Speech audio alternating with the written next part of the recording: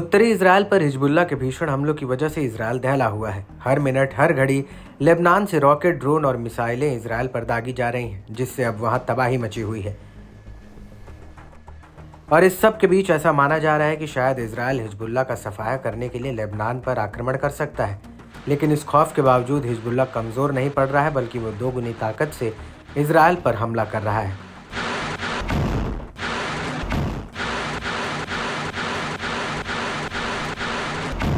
अब हिजबुल्लाह ने एक वीडियो जारी किया है जिसमें किरियत शमोना, कफार सोल्ट और मार्गेलियोट सेटलमेंट पर बड़ा हमला करने का दावा किया गया है। इसके अलावा हिजबुल्लाह ने मिसगाव, अम और रामथा सैन्य चौकियों पर भी गोले बरसाए।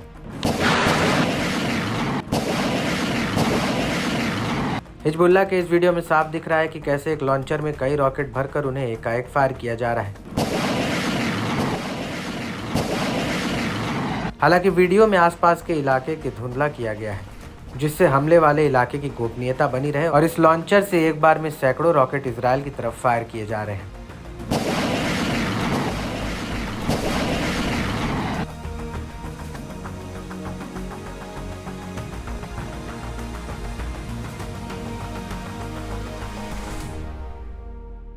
इस हमले के अलावा हिजबुल्लाह ने मेटुला सैन्य चौकी पर भी गोला बारूद से हमला किया है। हिजबुल्लाह ने इसका एक वीडियो भी जारी किया है जिसमें हरियाली के बीच हिजबुल्लाह का एक लड़ाका ताबड़तोड़ रॉकेट फायर कर रहा है और ये रॉकेट बॉर्डर पार इजराइल की सैन्य चौकियों पर बरस रहे हैं।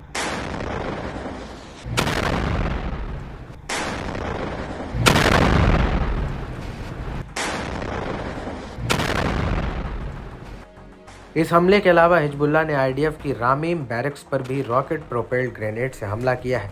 हिजबुल्लाह का कहना है कि उसका ये हमला एकदम सटीक रहा और इस हमले के साथ ही हिजबुल्लाह ने खैलेट वारदे इलाके में इजरायली सैनिकों के जमावड़े पर भी बमबारी की। यहाँ पर भी हिजबुल्लाह ने आईडीएफ के ऊपर आरपीजी दागे हैं।